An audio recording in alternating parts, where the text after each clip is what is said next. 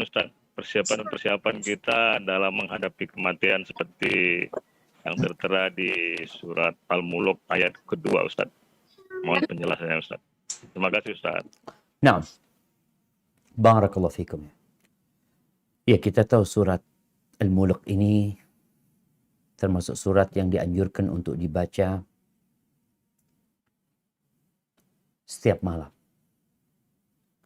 Bahkan ada riwayat yang sahih yang menyebutkan ada 30 ayat di dalam Al-Quran yang menyelamatkan pembacanya dari azab kubur.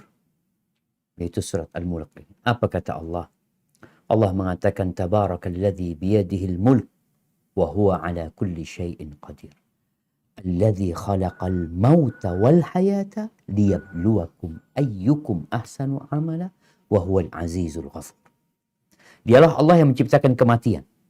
Kita dulu nggak ada, jemaah. Orang tua kita nggak ada, kakek kita nggak ada. Tahu-tahu kita ada. Lalu nanti nggak ada lagi. Kita hidup, kemudian kita akan mati. Baik. Tujuannya apa kematian dan kehidupannya? Allah sebutkan liyabluwakum ayyukum ahsanu amal. Untuk menguji siapa di antara kalian yang paling baik amalannya. Bukan yang paling kaya. Bukan yang paling terkenal. Bukan yang paling banyak followernya. Bukan yang paling banyak viewernya. Bukan yang paling berkuasa. Bukan yang paling dicintai manusia. Bukan. Tapi yang paling baik amalan.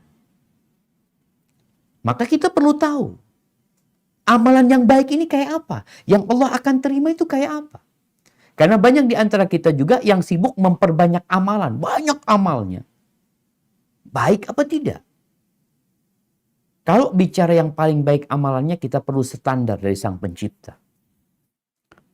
Maka standar amalan yang baik itu yang pertama ikhlas. Kata Allah, wa ma umiru illa liya'budullaha mukhlishina lahuddin. Ikhlas. Yang kedua, mengikuti Nabi Muhammad SAW. Kok kayak gitu, Ustaz? Ya, bukankah syahadat kita asyhadu an la ilaha illallah wa asyhadu anna Muhammad Rasul? Bukankah itu syahadat kita? Syahadat la ilaha illallah menuntut kita untuk ikhlas.